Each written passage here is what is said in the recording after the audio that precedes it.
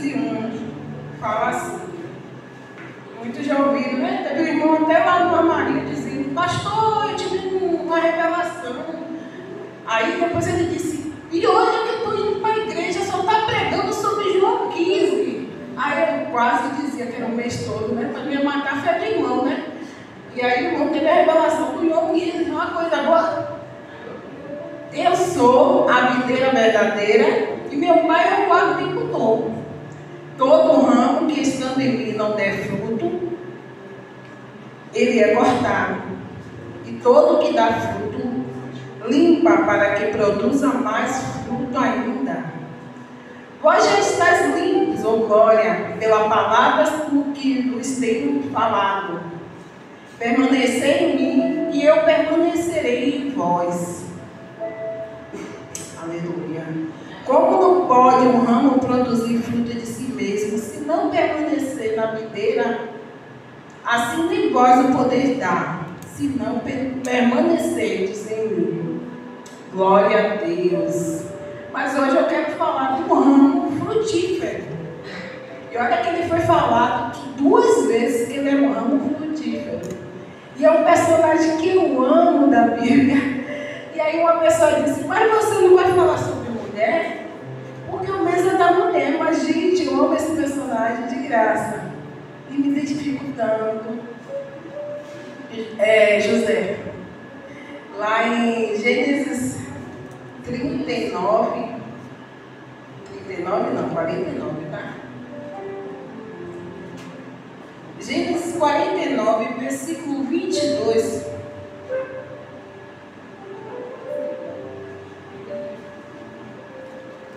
Amém?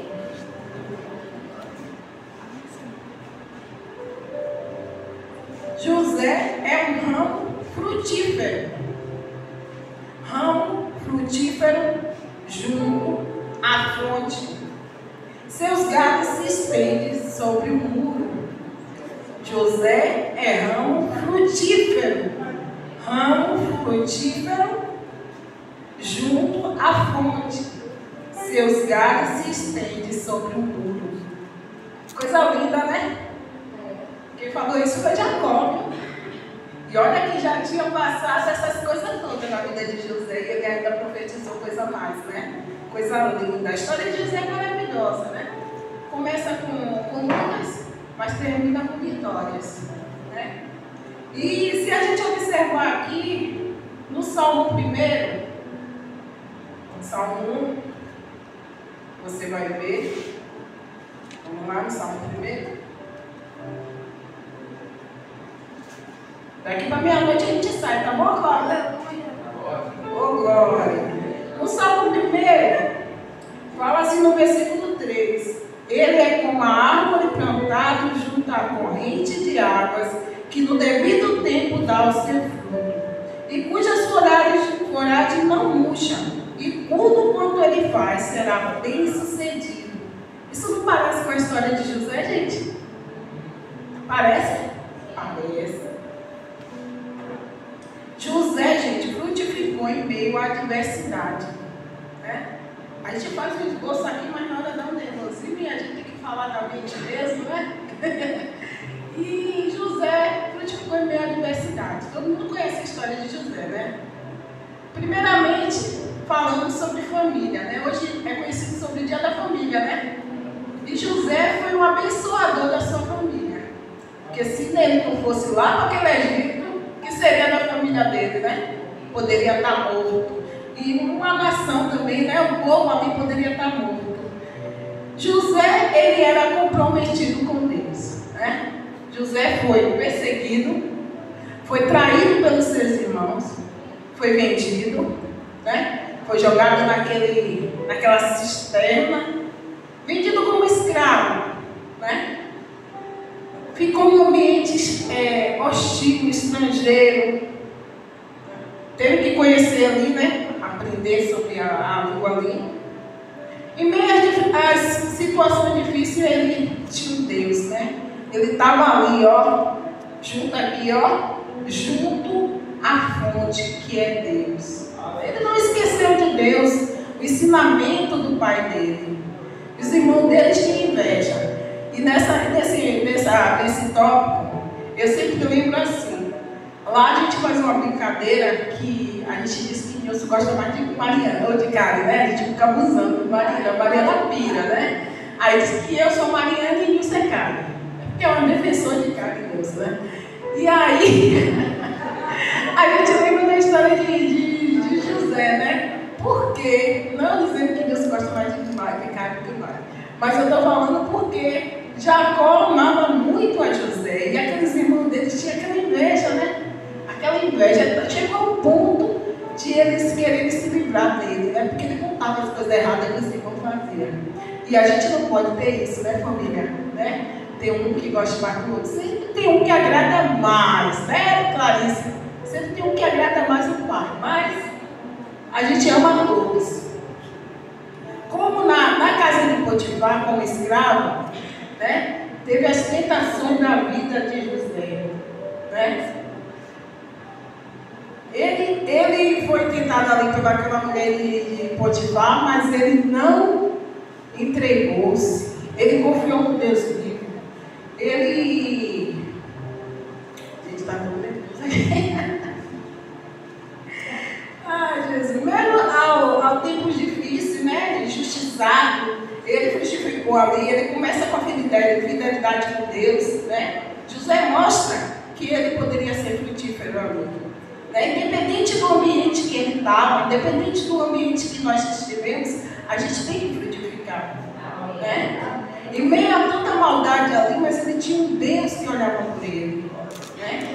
Ele aplicou a integridade na vida dele como um terreno fértil para o favor de Deus. Né? Um favor moral e os frutos mais preciosos dele. Ele era totalmente comprometido com Deus. Imagine um jovem bonitão sendo tentado por uma mulher, né? Ele já podia dizer assim: fui vendido pelos meus irmãos, fui jogado no lacó, vendido por escravo, sofreu, apanhou, né? Então ele diz assim: pô, a mulher está me dando privilégio, eu vou ganhar os favores, mas ele pensou em quê? Pensou no Deus dele. Poderia ninguém saber, mas ele pensou no Deus dele. Né? Ele pensou na fidelidade para com Deus. Ele frutificou com sabedoria. Ao interpretar o sonho de Faraó, ele não apenas revelou o significado, mas ele apresentou um plano sábio. Né? Isso levou ao posto de governador. Eles tinham mãos abençoadoras. Ele melhorou o cárcere ali naquela prisão. Tudo que Deus colocava na mão de José, ele prosperava, né? Ele abençoou ali aquela prisão, os carcereiros não tinham mais trabalho nenhum, né? Quando ele estava na prisão, foi esquecido pelo aquele sonho, mas no momento certo foi falado, e aí o rei soube, e aí chamou ele, e aí ele foi ser governador. José foi um homem abençoado. Ele foi um homem confiável, né? O governador confiou nele porque ouviu falar do trabalho dele na casa de Potifar, né? O que será que tem ouvido sobre nós lá fora, né? O que será que nós estamos projetando lá fora, né? Deus honra a nós com nossos dons, né? Mas a gente também tem que aplicar o nosso esforço para frutificar, para abençoar os outros. E foi isso que José fez. Ali no Egito, ele foi levado para frutificar e salvar vidas. Por quê? Veio aquela fome. E ali ele juntou naquele celeiro, né? O Egito, e ali começou a vender, a prosperar o reino lá. Não quero falar sobre prosperidade, mas quero falar sobre vidas. Vidas foram abençoadas. Hoje, no Dia da Família, a gente vai falar. Ele abençoou a família dele, né? Se a família dele não soubesse, lá no Egito está tendo fartura, né, de comida. E aí, ele foram para lá, chegaram lá e pensaram o quê? Quando foi revelado que era ele, imagine, sofreu aquilo tudo. Você fazia o que, Esmeralda? Imagine. O que é que a gente fazia, gente, no lugar de José, né? Agora é a hora da vingança. Mas não, José, ele frutificou através do perdão, né?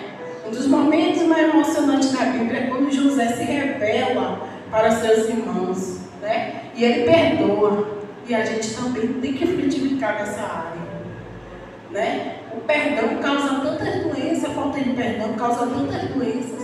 As doenças, aquelas malignas que a gente sabe, né? Então a gente tem que frutificar no perdão.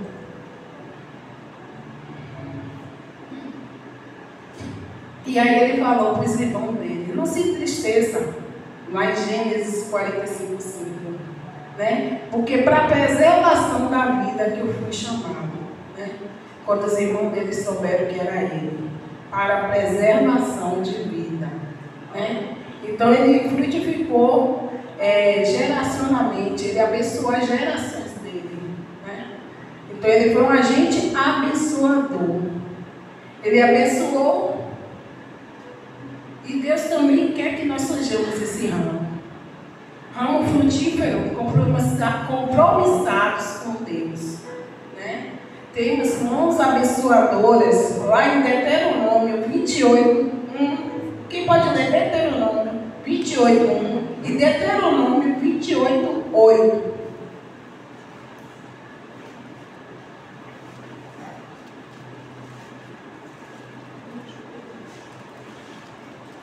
Se vocês ouvirem atentamente a voz do Senhor, seu Deus, tendo cuidado de guardar todos os seus fundamentos que hoje te ordeno, o Senhor, seu Deus, exaltará vocês sobre todas as nações da terra. Aleluia. Então, foi isso que José fez, né? Ele guardou os mandamentos do Senhor. Ele poderia murmurar, como a gente murmura por qualquer coisa. Acontece uma falta de emprego, eu sou desempregado, eu estou sem dinheiro, o dinheiro não deu esse mês, alguém já está rindo para mim, alguém já está se identificando. O dinheiro não deu esse mês. Aí a gente murmura, meu Deus. Mas José não murmurou, né? Ele foi um homem obediente. E lá no 28:8 fala o quê? O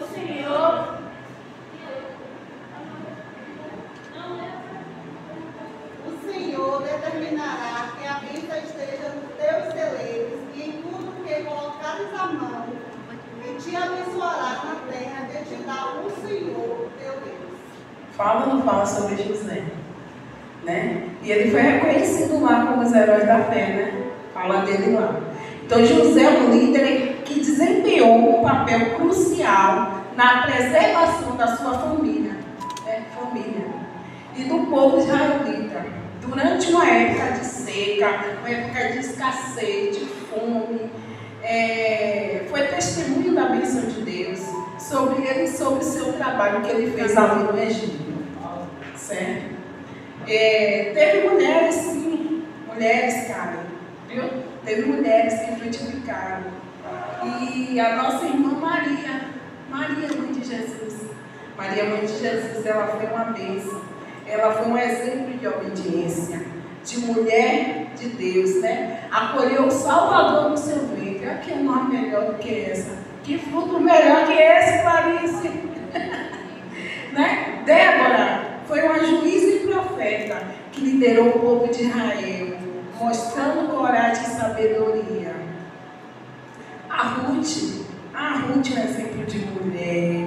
Quem seria como Ruth com a sogra? Né? Ajudou tanto, um exemplo de lealdade, amor e devoção à sua sogra, Noemi.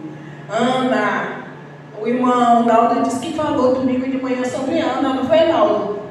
Foi coisa boa, não estava aqui, mas foi coisa boa. Ana demonstrou fé e perseverança em sua oração por um filho, e sendo agraciada por Deus com Samuel, que se tornou profeta e líder espiritual. Né? Então, a importância da frutificação, de você ser um canal de bênção na mão do Senhor. Né? A Bíblia ensina que a frutificação é uma característica importante para os cristãos, especialmente para as mulheres. Oh, glória! Hein? Tem Esmeraldinha? Oh, glória! Uma mulher frutífera não só produz filhos, mas também transmite valores, né? Conhecimento e sabedoria. Ela é um exemplo de como a fé e o amor por Deus podem transformar vidas e influenciar o mundo. E voltando para José, que fala ali lá em Gênesis 49, 22, José é um ramo frutífero, junto à fonte, seus galhos se estendem sobre o muro. No curso de casais a gente fala sobre o muro, né? A gente tem uma aula sobre o muro. O que significa o muro? Vamos falar aqui o muro. Você colocar o muro aqui, está separando o lado de lá de cá, confere? Né? Obstáculo. Mas José passou os muros, né? Ele foi para outro território. E lá ele frutificou. Agora bora lá? Limão e uva. Eu quero um voluntário, limão e uva. Um voluntário. Carinho. Ah, tá. Limão ou uva? Uva. Você quer ser limão ou uva? Quero ser uva. Eu Limão. sabia que vinha era Arthur. Eu tinha certeza disso, viu, Arthur? Você quer ser uva? Quero ser uva. Vou te dizer aqui que eu peguei. Uva. Vamos falar do limão primeiro? Posso falar do limão primeiro? Posso falar do limão primeiro? Pronto. Depois eu falo de você, uva. Ai. Uva pode ter. Não, eu não tenho uva, mas eu não tirei a uva. O limão é azedo, né? Podemos ter dias azedos, mas o Espírito Santo nos convida a sermos transformados, né? Pedir perdão, buscar o amor, como Cristo amou, né? No limão a gente pode lembrar do azedo, a falta de perdão, né? A angústia, a tristeza. Agora eu vou falar da uva, que Clarice, Esmeralda e Patrícia, Maria de Fátima, todo mundo que foi lá, já viu? A uva é o que é doce, né? Doce, edificante, traz alegria. A uva traz alegria, né? Pois é. Então, a alegria de ser cheio do Espírito Santo, ser amável, ser paciente, carinhoso, palavras abençoadoras, né? Servir com alegria o fruto do Espírito.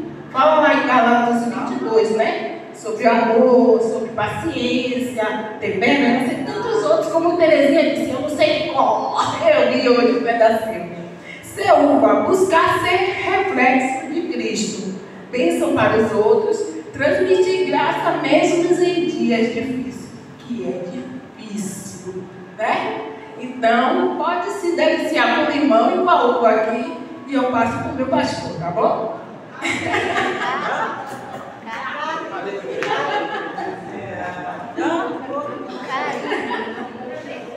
Oi? Eu quero uva. Pode pegar, gente. Mãe,